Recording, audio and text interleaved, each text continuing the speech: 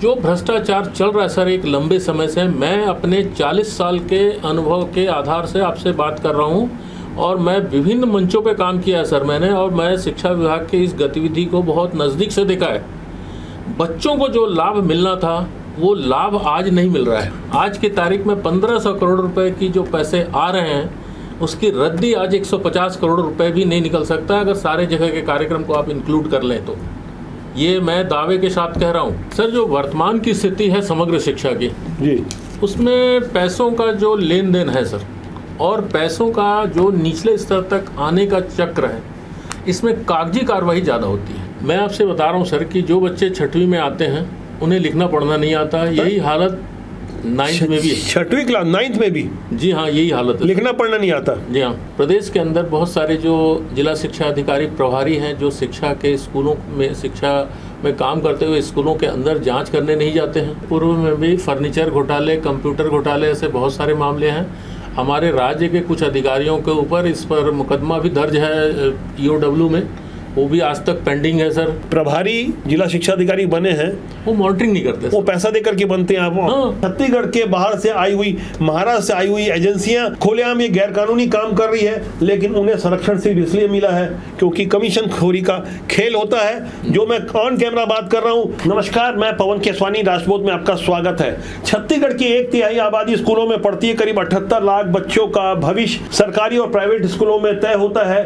केंद्र से लेकर राज्य तक ढेर सारी योजनाएं धरातल पर आकर किस तरह से काम करती है, किस तरह से करोड़ों रुपए का भ्रष्टाचार होता है और कुछ काम बहुत ईमानदारी से भी होते हैं। स्कूली शिक्षा जैसे संवेदनशील मुद्दे पर आवश्यकता तो इस बात की है कि सरकारों को काफी सख्ती और संवेदनशीलता के साथ काम करना चाहिए। नई सरकार बनी थी तो बहुत उम्मीदें थी। बृजमोहन अग्रवाल नए शिक्षा मंत्री बने थे, लेकिन कुछ एक महीने बाद खुद मुख्यमंत्री विष्णुदेव साय ने संभाला और अभी हाल में ही गजेंद्र यादव को नया शिक्षा मंत्री बनाया गया है। गजेंद्र यादव से भी ढेर सारी उम्मीदें हैं। स्कूली शिक्षा को संभालने के लिए संयुक्त राष्ट्र संघ की ओर से यूनिसेफ जैसी 5 एजेंसियों ने जनशाला अभियान की शुरुआत की थी। वो समय था सन 98-99 का। उसके बाद दौर आया सर्व शिक्षा अभियान का, उसके बाद राष्ट्रीय शिक्षा मिशन का और अभी समग्र शिक्षा का। इन चारों योजनाओं के अलग अलग कालखंडों में जो कुछ भी हुआ उसका धरातल पर कितना असर हुआ ये आप अच्छी तरह से जानते हैं। मौजूदा हालात में खासकर सरकारी स्कूलों में क्या कुछ हो रहा है, इसे हम गहराई से समझेंगे और नए शिक्षा मंत्री गजेंद्र यादव के सामने एक हम विजन प्रस्तुत कर रहे हैं। इन सारे विषयों को गहराई से जानने समझने के लिए आज मेरे साथ एक खास एक्सपर्ट हैं जो कि यूनाइटेड नेशन द्वारा संचालित जनशाला कार्यक्रम के छत्तीसगढ़ के असिस्टेंट कोऑर्डिनेटर रह चुके हैं, शिक्षक संघ के प्रदेश सचिव रह चुके हैं, पेंशनर संघ के कोषाध्यक्ष हैं, भारत सरकार द्वारा संचालित NGC कार्यक्रम के इको क्लब के जिला समन्वयक रह चुके हैं। श्री रुद्रनारायण सिन्हा जो कि प्रधान पाठक रहे, करीब 4 दशकों तक का उनका व्यापक शिक्षकी जीवन रहा है। रुद्रनारायण सिन्हा सर, आपका स्वागत है। काफी लंबा अनुभव लिया आपने, पूरा जीवन बच्चों के बीच बिता दिया। जनशाला जैसे संयुक्त राष्ट्र संघ के सहयोग से संचालित 5 एजेंसियां लगी थी, उसके स्टेट के आप असिस्टेंट कोऑर्डिनेटर रहे। कैसे देख पा रहे हैं आज के दौर में समग्र शिक्षा और नए शिक्षा मंत्री, कितनी चुनौतियां देख पा रहे हैं आप? 78 लाख बच्चे। धन्यवाद सर। मैं आपको ये बताना चाहूँगा सर कि तब का दौर अलग था और आज बहुत सारी चुनौतियां हैं, और उन चुनौतियों को हमारे नए शिक्षा मंत्री को फेस करना है आज की तारीख में, खासकर भ्रष्टाचार को लेकर। समग्र शिक्षा में जो भ्रष्टाचार चल रहा है सर एक लंबे समय से, मैं अपने 40 साल के अनुभव के आधार से आपसे बात कर रहा हूँ और मैं विभिन्न मंचों पे काम किया है सर मैंने, और मैं शिक्षा विभाग के इस गतिविधि को बहुत नज़दीक से देखा है। बच्चों को जो लाभ मिलना था वो लाभ आज नहीं मिल रहा है। 1500 करोड़ रुपए हर साल मिलते हैं। हाँ सर, 1500 करोड़ रुपए धरातल पे कहाँ देख पा रहे हैं आप? समग्र शिक्षा में समग्र शिक्षा होता क्या है, इस विषय में हम आगे चर्चा करेंगे। फिलहाल आप मुझे बताइए कि इसका फायदा क्या मिल रहा है? सर 1500 करोड़ का जो है वो एक बंदरवाट है। आप एक सामान्य सी चीज सोचिए सर कि अगर मैंने 100 रुपए का सामान खरीदा तो उसका जो रद्दी है वो 10 रुपए का मिल जाएगा कम से कम। आज की तारीख में 1500 करोड़ रुपए की जो पैसे आ रहे हैं उसकी रद्दी आज 150 करोड़ रुपए भी नहीं निकल सकता अगर सारे जगह के कार्यक्रम को आप इंक्लूड कर लें तो। ये मैं दावे के साथ कह रहा हूँ। और विभिन्न योजना जिनमें बच्चों के शिक्षा के लिए है लाइब्रेरी की योजना, उनके टॉयलेट की योजना है सर, उनके प्रशिक्षण की योजना है। कुछ दागी और बेईमान किस्म के अधिकारी अभी भी उन्हीं पदों पर काबिज हैं। सरकार तो बदल गई लेकिन बेईमानी करने की आदत नहीं गई, भले ही सरकार की नीयत कितनी साफ क्यों न हो। जब तक कुर्सी पर बैठे हुए लोग ईमानदार नहीं होंगे तो आम गरीब बच्चों को उसका लाभ कैसे मिलेगा। छत्तीसगढ़ में इस वक्त 52 लाख बच्चे सरकारी स्कूलों में पढ़ते हैं, बाकी करीब 16-17 लाख प्राइवेट स्कूलों में पढ़ते हैं। इतनी बड़ी जिम्मेदारी है गजेंद्र यादव जो नए शिक्षा मंत्री हैं उनके पास। सर, मैं जानना समझना चाह रहा हूँ कि समग्र शिक्षा में आखिर होता क्या है। सर, जो वर्तमान की स्थिति है समग्र शिक्षा की जी, उसमें पैसों का जो लेन देन है सर, और पैसों का जो निचले स्तर तक आने का चक्र है, इसमें कागजी कार्रवाई ज़्यादा होती है। कागजी कार्रवाई होने के कारण जिसका लाभ बच्चों को मिलना था सर, पहली क्लास के बच्चे तक मिलना था, वो लाभ नहीं मिल पाता है। और जो केंद्रीय स्तर पे जो खरीद होती है वो सामान बहुत ही घटिया स्तर का होता है और ज़्यादातर सामान बिना उपयोग के रहते हैं जो स्कूलों तक पहुँचते हैं, जिनमें खेल के सामान हैं, बच्चों के लाइब्रेरी के सामान हैं, विज्ञान के प्रशिक्षण के सामान हैं। और सर, ये 40 साल का आपका अनुभव बता रहा है, आज की स्थिति बहुत लचर है। बिल्कुल सर। तो मैं अपने दर्शकों को बता दूं सर, जिस योजना की बात कर रहे हैं समग्र शिक्षा की, उसके पहले भी जो 3 योजनाएं चली थी, जिसमें सबसे पहले शुरुआत 98-99 में जनशाला की हुई थी, जिसमें पहली से लेकर 5वीं तक के बच्चों के लिए यह योजना थी।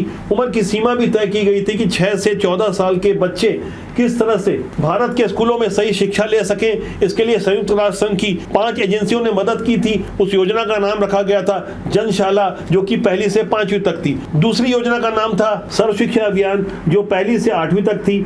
इसके बाद नंबर आया राष्ट्रीय शिक्षा मिशन, जो पहली से 10वीं तक थी। और आज की तारीख में यानी 2018 से लेके आज तक पहली से लेके 12वीं तक समग्र शिक्षा योजना लाई गई है, जो कि पुरानी 3 योजनाओं का एक एकीकृत रूप माना गया, जिसका मूल उद्देश्य था समावेशी, समान और गुणवत्तापूर्वक शिक्षा सुनिश्चित करना। जबकि खासतौर छत्तीसगढ़ के लिए समग्र शिक्षा के मुख्य बिंदु थे इन्हीं शिक्षा की सुलभता, समानता और गुणवत्ता के अलावा ड्रॉप आउट की दर को कम करना, सभी बच्चों को बुनियादी और डिजिटल शिक्षा प्रदान करना, खासकर बालिका शिक्षा और विशेष आवश्यकता वाले बच्चे CWNS और सीमांत वर्गों को विशेष ध्यान देना।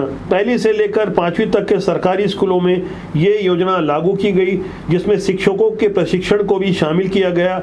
ICT पर आधारित प्रशिक्षण के अलावा समावेशी शिक्षा के लिए विशेष प्रशिक्षण दिया गया। आधुनिक डिजिटल और स्मार्ट शिक्षा के लिए ICT lab, smart class, content और ऑनलाइन लर्निंग प्लेटफॉर्म बनाए गए। बालिका शिक्षा के लिए कस्तूरबा गांधी बालिका विद्यालय, ग्रामीण क्षेत्रों में 6वीं से 12वीं तक की बालिकाओं के लिए शौचालय, सैनिटरी पैड, वेंडिंग मशीन और छात्रवृत्तियां जैसी सुलभ व्यवस्था की गई। मिड डे मील की व्यवस्था की गई। मॉनिटरिंग और मूल्यांकन के लिए भी UDICE और शाला सिद्धि और शाला दर्पण के माध्यम से डेटा संग्रहण और विश्लेषण किया गया। समग्र शिक्षा के लिए केंद्र और राज्य सरकार द्वारा संयुक्त रूप से 60:40 की वित्तीय व्यवस्था की गई। व्यावसायिक शिक्षा के लिए काफी जतन किए गए। इतना कुछ सुनने समझने के बाद आपको लग रहा होगा कि हमारी सरकार समग्र शिक्षा के लिए इतना बढ़िया कर रही है, तो काम भी बढ़िया हो रहा होगा, रिजल्ट भी अच्छा मिल रहा होगा। रिजल्ट कैसे देख पा रहे हैं सर, आपको क्या लग रहा है? मैं आपसे बता रहा हूँ सर कि जो बच्चे 6वीं में आते हैं उन्हें लिखना पढ़ना नहीं आता। यही हालत 9th में भी है। 6वीं क्लास 9th में भी? जी हाँ, यही हालत है। लिखना पढ़ना नहीं आता? जी हाँ। ये जो सरकारी योजनाएं चल रही है, इतनी ट्रेनिंग, इतना एडवांस सब कुछ दिया जा रहा है, तो सर ये योजना चल रही है तो कागजों पे सबसे ज़्यादा योजना चल रही है। बच्चों को जो लाभ होना चाहिए वो नहीं है। आप किसी भी स्कूल में मेरे साथ चल लीजिए, मैं तो खुद इतने सालों तक मैंने बहुत शिक्षा के विभिन्न पदों पे काम किया। मैं स्वयं प्रधान पाठक रहा हूँ सर। सर मेरे पास कुछ रिकॉर्ड हैं। जी हाँ।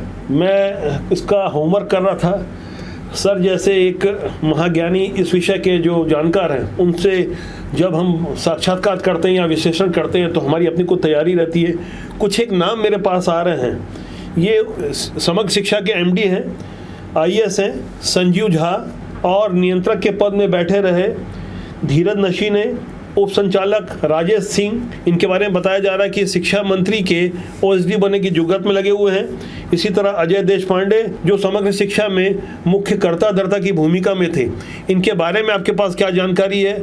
इनके ऊपर उंगलियां उठ रही है कि इनके कार्यकाल के दौरान हुआ, तब आप भी शिक्षा विभाग में थे, अभी हाल में आप सेवानिवृत्त हुए हैं। आप क्या कह पा रहे हैं इन लोगों के बारे में, जैसे कि इन पे गंभीर आरोप लग रहे हैं, इन्हीं के कारण आज स्थिति खराब है? सर, संजीव झा जी तो बहुत से मामलों में विवादित रहे हैं और उनके ऊपर बहुत सी शिकायतें हैं। वही एमडी है समग्र शिक्षा? जी हाँ, एमडी। यस। अजय देश पांडे और आपके जो ये दो लोग हैं, ये शिक्षक वर्ग से आते हैं और ये केवल पद में बने रहने के लिए किसी भी प्रकार के गलत कार्य को करते हैं सर। ये अब हमें हमारे शिक्षा मंत्री से इस बात का उम्मीद करना चाहिए कि हमारे शिक्षा मंत्री इन चीज़ों पर ध्यान देंगे। प्रदेश के अंदर बहुत सारे जो जिला शिक्षा अधिकारी प्रभारी हैं, जो शिक्षा के स्कूलों में शिक्षा में काम करते हुए स्कूलों के अंदर जांच करने नहीं जाते हैं, इस पर भी काफ़ी गहरी बात आप कह रहे हैं सर। जी हाँ, छत्तीसगढ़ के किसी भी जिले में एक भी जिला शिक्षा अधिकारी प्रभारी जिला शिक्षा अधिकारी हैं, हाँ, जो कि मूलतः प्राचार्य रैंक के सर। तो क्या अर्हता होनी चाहिए शिक्षा अधिकारी के लिए? नहीं, प्राचार्य में वो मनमाना नियुक्ति है सर, वो उप संचालक का पद है वो, जहाँ पे जिला शिक्षा अधिकारी होना चाहिए। इसी प्रकार से जितने जेडी हैं वो भी आज फुल फ्लेज्ड नहीं है। ये कम से कम राज्य स्तर का प्रशासनिक, हाँ, राज्य प्रशासनिक सेवा अधिकारी होना चाहिए। जी हाँ, ठीक। सर, ये गहरी बात आप जो बता पा रहे हैं, ये जमीनी हकीकत है। अब मैं यदि बात करूं कि 1500 करोड़ रुपए हर साल समग्र शिक्षा के लिए एक बजट पास होता है, जिसके लिए अलग अलग एनजीओ भी शामिल हो जाती है, जहां सैकड़ों हजारों प्राइवेट लोगों को नौकरी मिलती है प्लेसमेंट के माध्यम से, लेकिन 15-16 से ऐसे प्लेसमेंट कर्मचारियों का ईपीएफ जमा नहीं किया गया। करोड़ों रुपए की चोरी को रंगे हाथ पकड़े जाने के बावजूद, एफआईआर की धमकी दे जाने के बावजूद, सिर्फ नवंबर 2024 से ही कुछ मात्रा में ईपीएफ जमा की जा रही है। यह समग्र शिक्षा में बैठे हुए अधिकारियों को पता है। छत्तीसगढ़ के बाहर से आई हुई, महाराष्ट्र से आई हुई एजेंसियां खुलेआम ये गैरकानूनी काम कर रही है, लेकिन उन्हें संरक्षण सिर्फ इसलिए मिला है क्योंकि कमीशन खोरी का खेल होता है। जो मैं ऑन कैमरा बात कर रहा हूं, बड़ी जिम्मेदारी के साथ बता रहा हूं किस तरह छत्तीसगढ़ के सरकारी स्कूल के बच्चों का भविष्य दांव पर लगा दिया गया है इन एजेंसियों के माध्यम से, भ्रष्ट अधिकारियों के माध्यम से। सर, इस पर आपका क्या कहना है? सर, ये एजेंसियां तो पैसा देकर टेंडर लेती हैं सर, और वो भ्रष्टाचार करती है, गुणवत्ता युक्त सामान नहीं देती है। पूर्व में भी फर्नीचर घोटाले, कंप्यूटर घोटाले, ऐसे बहुत सारे मामले हैं।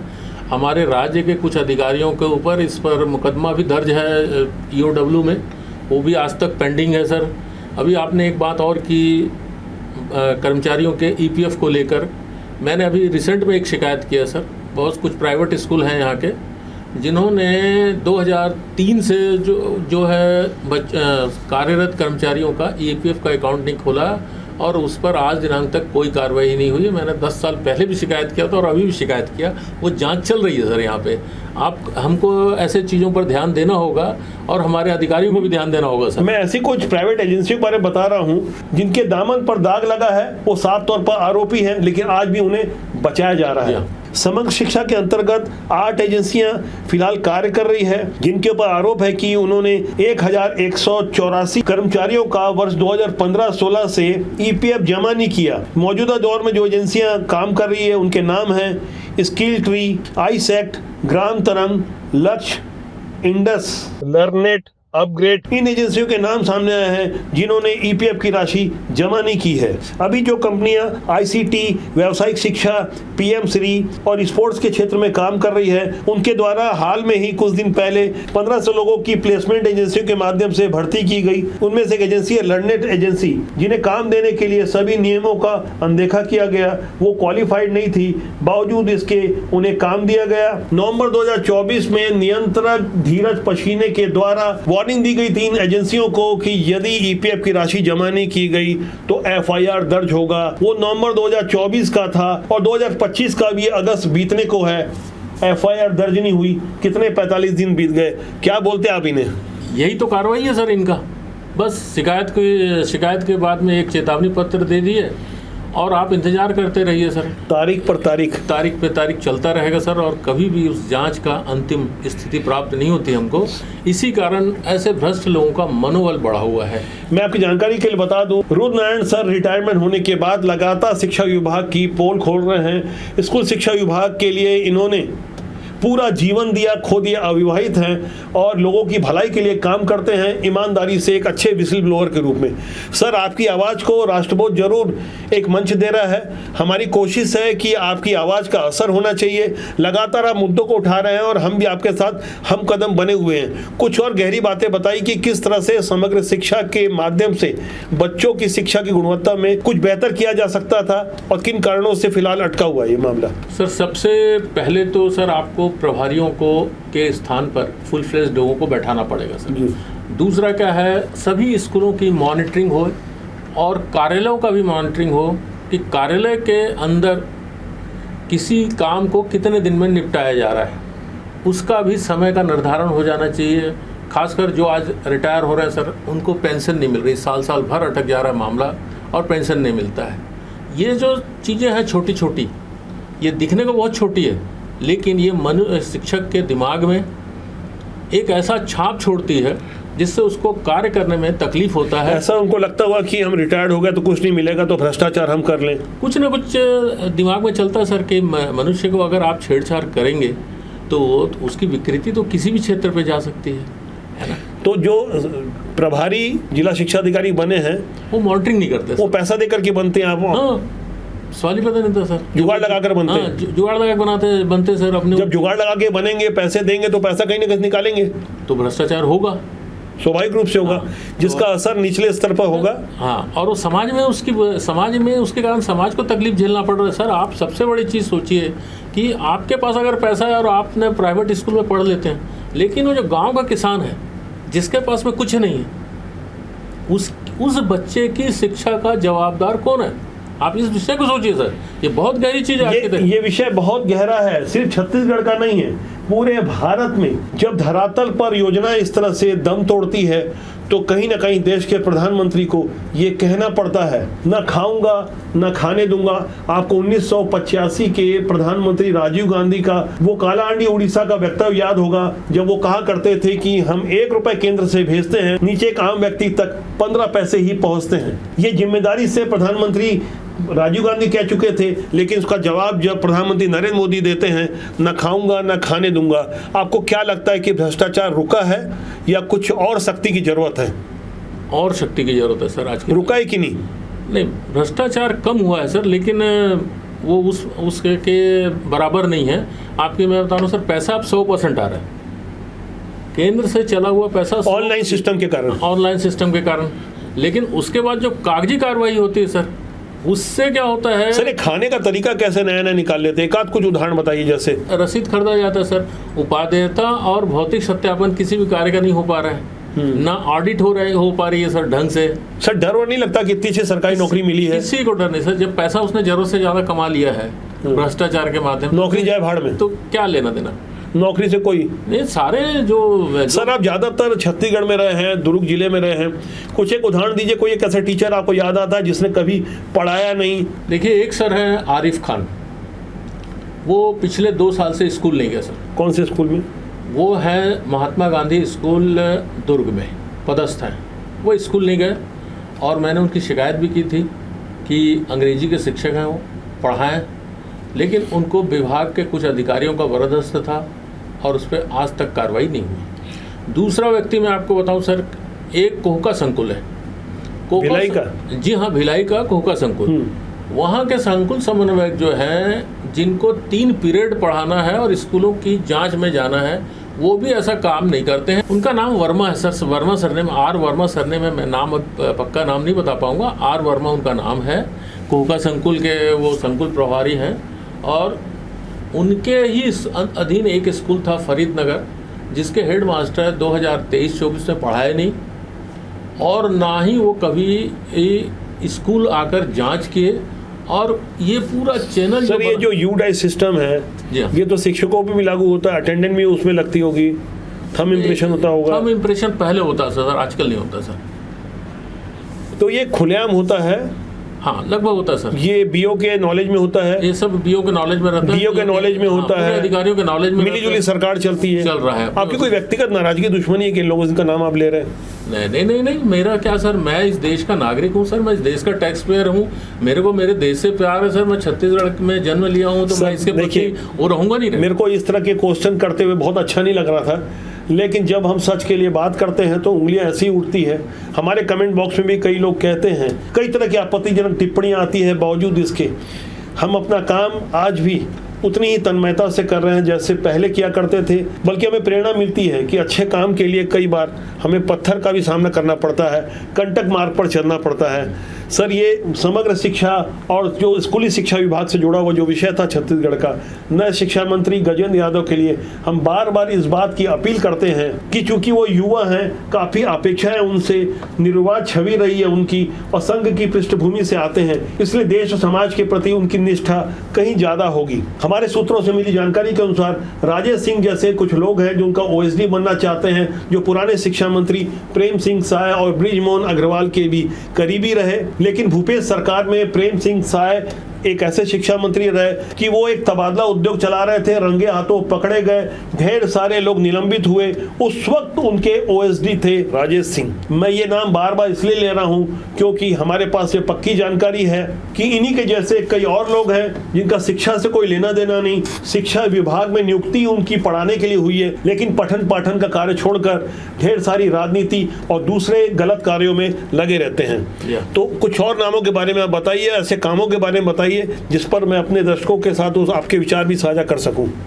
सर, मैंने अभी आपको 2 बताया सर, तीसरा आपको मैं एक और बताऊं सर कि बहुत सारे समन्वयक जो हैं वो इसके आड़ में बिजनेस का काम करते हैं सर, नेटवर्किंग का काम करते थे, जिन पे भी जिला शिक्षा अधिकारी ने भी नोटिस दिया था लोगों को, बहुत सारे लोगों को, और दूसरे जिलों में भी इस प्रकार की शिकायत आई थी, लेकिन इन पर कार्रवाई नहीं होने के कारण जो शिक्षक मन लगा के काम कर रहे हैं आज की तारीख में, उनके ऊपर एक प्रश्न चिन्ह बन गया कि सर उनको बहुत सी परेशानियों को झेलना पड़ता है आज की तारीख में। सर, एक अजय देश पांडे जी अधिकारी जो कि समग्र शिक्षा का काम देख रहे थे, जो अधिकारी रहे, इनके ऊपर आरोप लगे कि 101 लैब बनाए थे और जबकि इनका भौतिक स्वरूप लैब का गलत है, यानी जमीन पर लैब बने ही नहीं कई जगह, और जहां बने हैं वो बेहद गुणवत्ता विहीन है, जिसमें ढेर सारे लैब थे। इसमें 101 लैब, करोड़ों रुपए के लैब, जो केंद्र और राज्य का पैसा था बच्चों के सर्वांगीण विकास के लिए, ये पैसा हजम कर लिया गया। इनके विरुद्ध कार्रवाई नहीं होती, शिकायतें खूब होती है, आखिर कार्रवाई क्यों नहीं होती, क्या लगता है आपको? सर, आप जिनके पास शिकायत के लिए जाते हैं वो तो उन्हीं से संबंधित है ना। आप शिकायत कैसे, आपकी जांच कैसे होगी सर? संयम है कोतवाल तो डर का है। ये बात काफ़ी गंभीर है, दिल को चुभने वाली है। आज मुझे हंसी आ रही है ऐसे सिस्टम के ऊपर जिनसे हम उम्मीद कर रहे हैं कि बच्चों का सर्वांगीण विकास करें, लेकिन ये तब तक संभव नहीं होगा जब तक वहाँ उस कुर्सी पर ईमानदार लोग ना बैठे हों जो कि सिस्टम को संचालित करते हैं। संजीव झा, जिनका मैं नाम ले रहा हूँ, ये एक दागी अफसर हैं, लेकिन ये समग्र शिक्षा विभाग के भी एमडी हैं, पाठ्य पुस्तक विभाग के भी सर्वे सर्वा हैं। पाठ्य पुस्तक विभाग में किस तरह से करोड़ों का बंदरबाट होता रहा, इसे हमने पहले भी अपने वीडियो में दिखाया। और अभी मौजूदा हालात में जब तक सिस्टम में बैठे हुए ऐसे बेईमान लोगों को नहीं हटाया जाएगा, तब तक शिक्षा विभाग का, खासकर सरकारी स्कूलों में, कुछ बेहतर नहीं हो पाएगा। क्या कहना आपका इस बारे में? एकदम सही बात है सर, आपने जो कहा एकदम सही कहा सर। और यह सबसे बड़ा चुनौती हमारे वर्तमान शिक्षा मंत्री के ऊपर है कि वो ऐसे व्यक्तियों को देखें और उन्हें शिक्षा विभाग के कार्य से उन्हें वंचित करें, ताकि शिक्षा का जो मूल उद्देश्य है, बच्चों के सर्वांगीण विकास में जो शासन के पैसे आ रहे हैं वो बच्चों के अंतिम कड़ी तक पहुँचे और बच्चे हमारे राष्ट्र के लिए बहुत उपयोगी होंगे, ऐसा मेरा मानना है। आज आपने राष्ट्रबोध में खासकर छत्तीसगढ़ के स्कूली शिक्षा विभाग से संबंधित समग्र शिक्षा के विषय को समझा। रुद्रनारायण सर आप आए, गहराई से सर ने जो बातें बताई, सिस्टम में बैठे हुए लोगों की पोल खोली और नए शिक्षा मंत्री गजेंद्र यादव से भी उम्मीदों की एक बात रखी गई। उम्मीद है कि हमारी ये कोशिश कामयाब होगी। देश और समाज के लिए राष्ट्रबोध सदा लगा रहेगा। हमारा सूत्र वाक्य है राष्ट्र हित सर्वोपरि। सर आपका बहुत बहुत धन्यवाद। रुद्रनारायण सर का धन्यवाद। और मेरी आपसे उम्मीद है, मेरी आपसे गुजारिश है कि राष्ट्रबोध के इस जनमंच को भरपूर प्यार दें। यदि सब्सक्राइब नहीं किया तो आप सब्सक्राइब कर लें, लेकिन अपनी राय जरूर दें। नमस्कार।